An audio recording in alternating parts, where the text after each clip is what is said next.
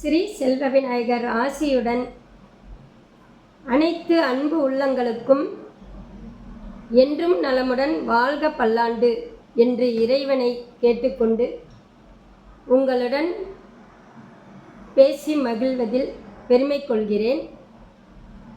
நம்ம இப்போ மீனராசி சனி பெயர்ச்சி, ராகு கேது பெயர்ச்சி, குரு பெயர்ச்சியை பற்றி என்ன பலன் எப்படி அப்படிங்கிறத சொல்ல போகிறேன். நம்ம ராசி மீனராசின்னு எடுத்துக்கிட்டாவே எந்த சூழ்நிலையிலையும் அருமையாக திட்டமிட்டு மீண்டு எழும் குணம் கொண்டவர் மீனராசி. அது மட்டும் இல்லாமல் எப்பயுமே எதிலையுமே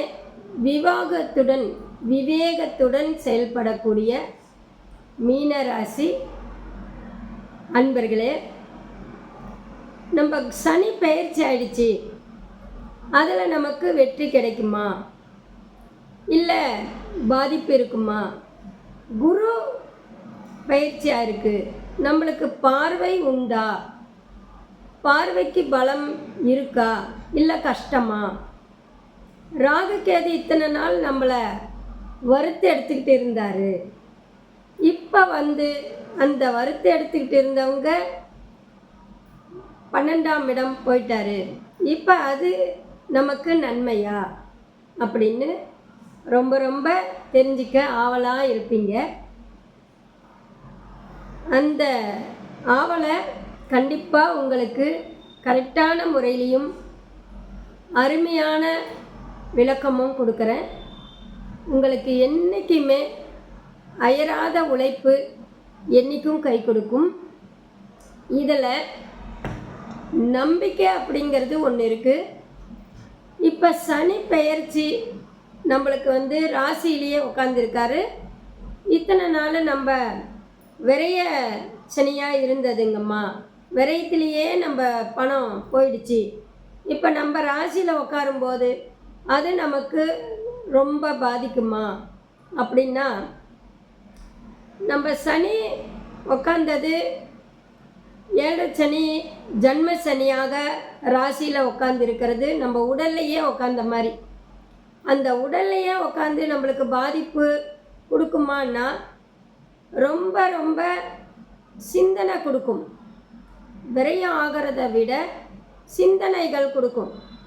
அந்த சிந்தனை என்னவாக இருக்கும் அப்படின்னா, நம்ம உறவு ரீதியாகவோ இல்லை நட்பு ரீதியாகவோ தவறாக நடந்துக்க, நமக்கே தெரியாத சில தவறான செயல்கள் செய்கிறவங்கள காட்டி கொடுக்கும்.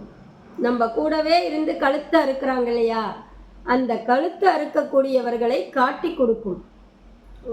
உஷாராக இருந்துக்கோ, பாரு, உன் கூட இருந்துக்கிட்டே பாதிப்பு கொடுக்குறாரு, அதை தெரிஞ்சு வழி நடத்திக்கோ அப்படின்னுட்டு அந்த சனி பகவான் நமக்கு ஊக்கப்படுத்தப்படுவார்.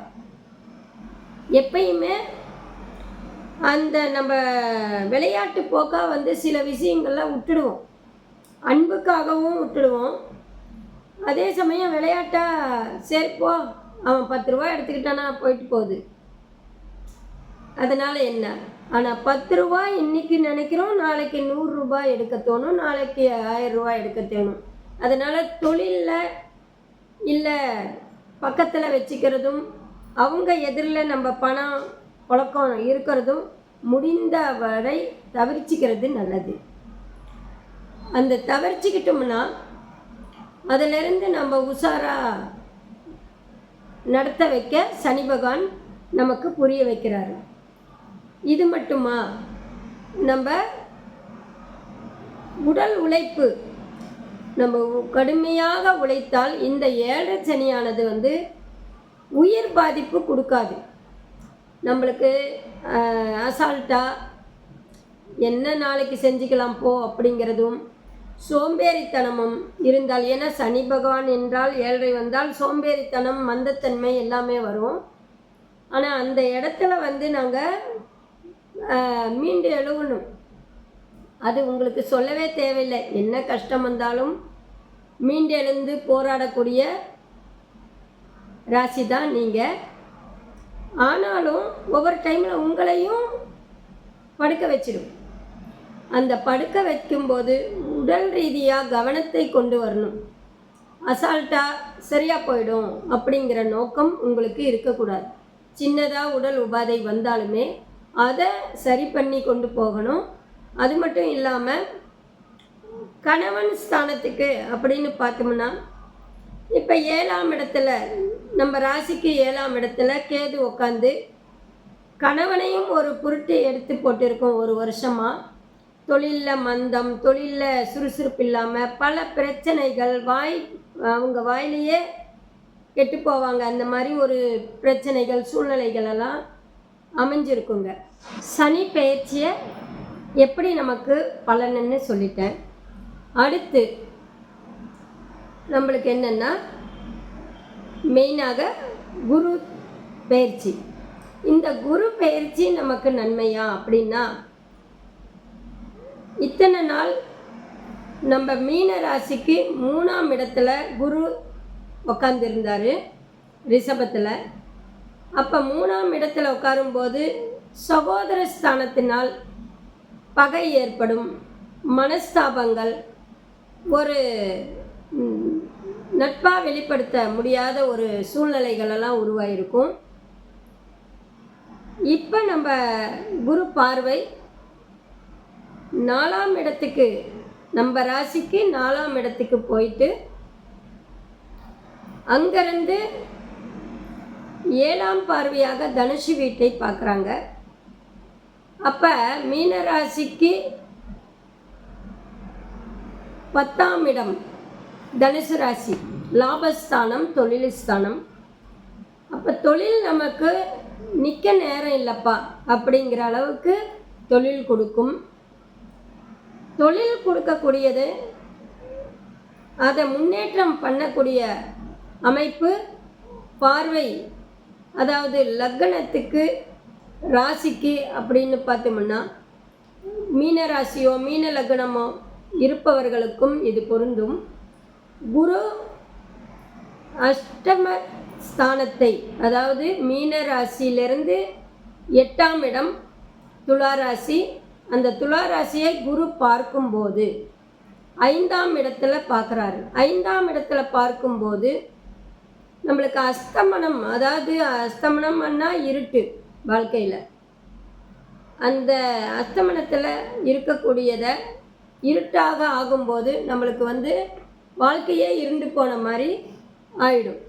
அந்த பாதிப்பு இல்லாமல் அந்த குரு 5ஆம் இடத்துல உட்காந்து வெளிச்சம் காட்டுவார்.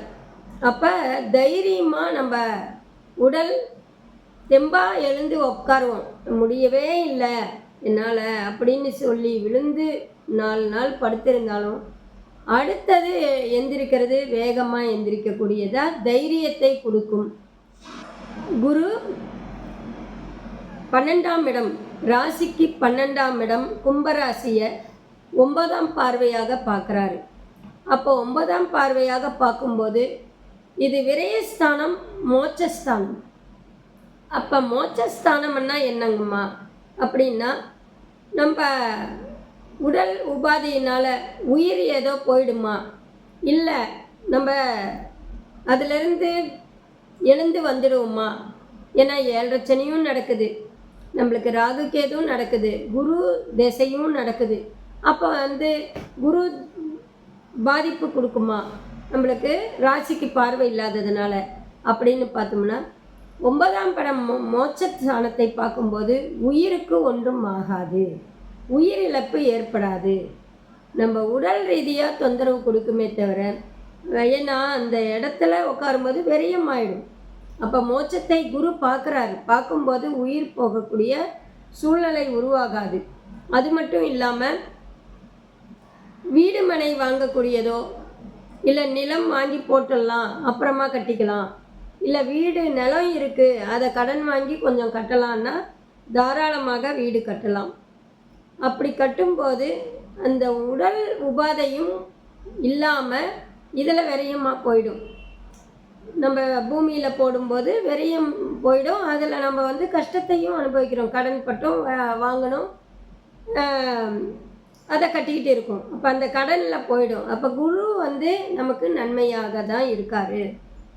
அது மட்டும் இல்லாமல் ராசிக்கு 2ஆம் இடம் மேச ராசியை குரு 11ஆம் பார்வையாக பார்க்குறாங்க. அப்போ குடும்பத்தினால் நம்ம ராசிக்கு 2ஆம் இடம் குழந்தை செல்வங்களால் நன்மை ஏற்படும். குழந்தைங்களால நம்மளுக்கு ஆதாயம் கிட்டும், நன்மையே நடைபெறும். குருவினால் நம்மளுக்கு ஆபத்து இல்லைங்க, பயப்பட தேவையும் இல்லை. அடுத்து ராகு கேது. இந்த ராகு கேதுன்னு சொல்லக்கூடியது இத்தனை நாள் ராசியில் உக்காந்து நம்மளை அலைச்சல் திருச்சல் செய்திருக்காங்க. இப்போ ராகு 12ஆம் இடத்தை அடைகிறார் கும்பராசியில். அதே போல் கேது ராசிக்கு 7ஆம் இடத்துல கணவன் ஸ்தானத்தில் உட்கார்ந்திருந்தவர் இப்போ 6ஆம் இடம் சத்ருஸ்தானத்தில் போகிறார். அப்போ ராகுவால் நம்மளுக்கு கெடுதலா கேதுவால் கெடுதலான்னா 11ஆம் இடம் 12ஆம் இடம் அப்படின்னு சொல்லக்கூடியது ராகு போய் உட்காரும்போது நம்மளுக்கு மூட்டு வலி, உடல் உபாதை, அதிகமாக சிறுநீரக பிரச்சனை இதெல்லாம் இருந்துக்கிட்டு இருந்ததை இப்போ சரி செய்திடுவார். அப்போ 12ஆம் இடத்துல போகும்போது நம்ம வைத்தியம் கட்டுப்படும். அந்த நரம்பு சம்மந்தப்பட்டது, கால் மூட்டு வலி, சிறுநீரக பிரச்சனை இதெல்லாம் இருக்கக்கூடியது. சிறுநீரகத்தில் ரொம்ப வந்து கல் அடைப்பு ஏற்பட்டு ரொம்ப சிரமம் அப்படிங்கிறதெல்லாம் இப்போ வந்து அது வலி விட்டுடும். அது மட்டும் இல்லாமல் கேது சத்ருஸ்தானத்தில் உட்கார்றதுனால 12ஆம் இடத்துல அப்போ அதாவது ராசிக்கு 12ஆம் இடத்துல ராகுவும் ராசிக்கு 6ஆம் இடத்துல சிம்மத்தில் கேதுவும் உட்காரும்போது சத்ருஸ்தானம் ஞானகாரகன் போய் சத்ருஸ்தானத்தில் உட்கார்றாரு. சத்ருஸ்தானத்தில் உட்காரும்போது பேச்சில் கவனம் தேவை. என்ன ஞானகாரகன் சத்ரு ஆயிட்டா பேசுறது நம்ம பேச்சே நமக்கு எதிரி ஆயிடும். அதில் பேச்சில் ரொம்ப கவனம் தேவை. ஏன்னா அந்த சத்ருஸ்தானங்கும்போது நம்ம நல்லதே பேசினாலும் அது கெட்டதாகும். ஏதோ ஃப்ரெண்ட்ஸு, சொந்தக்காரவங்க, உறவுகள், நம்ம நட்பு ஏதோ ஒன்று பேசலாம். உணர்ச்சி வசப்பட்டு அவங்க நல்லா இருக்காங்க, இவங்க இப்படி இருக்காங்க, அவள் பாரு இப்படி பண்ணிட்டா அப்படின்னு சொல்லி பேச்சு கொடுக்கும்போது அவங்களும் நீங்களும் பேசும்போது கடைசியாக உங்கள் பேச்சு அங்கே வேறு இடத்துக்கு போய் இந்த மாதிரியெல்லாம் இவங்க சொன்னாங்க, நீங்கள் சொல்லாததும் சேர்த்தி வந்துடும். அப்போ வந்து பகைமை ஏற்படுத்தும். இந்த மாதிரி சொல்லிட்டாங்களா அப்படிங்கிற வார்த்தைகள், கடுமையான ஒரு வார்த்தைகள் எல்லாம் வெளியே சொல்கிற மாதிரி வந்துடும். அந்த மாதிரி கெட்ட பெயர் வாங்கக்கூடிய சூழ்நிலை அமையும். யோசித்து பேசணும். முடிந்தவரை பேசாமல் இருக்கிறது நல்லது. அதாவது பழமொழி சொல்லுவாங்க, பகலில் பார்த்து பேசு, இரவில் அதையும் பேசாத அப்படின்னு சொல்லி பெரியவங்க சொல்லுவாங்க. அதனால் அதை நம்ம யோசித்து கண்டிப்பாக கரெக்டான இதில் இருந்தால் நன்மையாக ஏற்படுத்தும். இந்த 7 சனி, சனி பகவான் முன்னையே சொல்லியிருப்பேன், 7 சனி நடந்தால் உச்சனூர், திருநள்ளாறு இதெல்லாம் போயிட்டு வந்தால் நம்மளுக்கு நல்லது. வாரத்துக்கு ஒரு முறை சனி பகவான் வழிபாடு, பைரவர் வழிபாடு இதெல்லாம் இருந்த வரைக்கும் நல்லது அப்படின்ட்டு. இப்போ நம்ம கழுத்தை பிடிச்ச மாதிரி இருக்கிறதுனால, அதாவது சனி பகவான் நம்மளுக்கு ஜன்ம சனியாக இருப்பதனால் பள்ளிக்கொண்டீஸ்வரர் ஆந்திர மாநில பார்ட்ரு சித்தூரை தாண்டி பள்ளிக்கொண்டீஸ்வரர் என்கிற கோயிலுக்கு போயிட்டு, அது வந்து என்ன ஒரு அதிசயமான ஒரு கோயிலுன்னா, மனைவி அதாவது பார்வதி அம்மா மடியில் சிவன் படுத்திருப்பார். அது வந்து ரொம்ப அதிசயமான ஒன்று. எல்லா இடத்துலையுமே இருக்காது. நம்ம லட்சுமி தேவி மடியில் ரங்கநாதர் கூட தூங்கிட்டு இருப்பார். அந்த மாதிரி நம்ம பார்த்துருக்கோம். காலடியில் அமர்ந்திருப்பதை பார்த்துருப்போம். ஆனால் பார்வதி தேவி மடியில் படுத்து அந்த சிவன்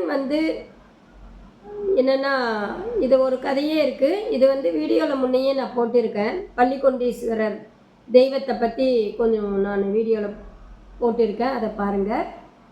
முடிந்த அளவுக்கு பள்ளிக்கொண்டீஸ்வரர் கோயிலுக்கு போயிட்டு வந்தால் அந்த நம்மளுக்கு கழுத்தை பிடிச்சிக்கிட்டு இருக்கக்கூடிய பாதிப்பை குறைச்சி நல்லது கொடுப்பாரு. இந்த 5 வருடம் ஏழச்சனி உங்களுக்கு இருக்குது. அதில் 2.5 வருஷம் நம்மளுக்கு ஜென்மசனி, அடுத்து வரக்கூடியது பாதச்சனி, அது நமக்கு கை கொடுக்கும். இப்போ இந்த சனி பெயர்ச்சி 2028 2ஆம் மாதம் வரைக்கும் இருக்குது. குரு பெயர்ச்சி 2026 6ஆம் மாதம் வரைக்கும் இருக்குது, ஒரு வருஷத்துக்கு. ராகு கேது அப்படிங்கிறது இப்போ உங்களுக்கு பிரச்சனை இல்லை இல்லையா? கண்டிப்பாக தெய்வ வழிபாடு பண்ணுங்கள், தைரியமாக இருங்கள், நல்லதே நடக்கும், நன்மை பெருகும். சுபம்.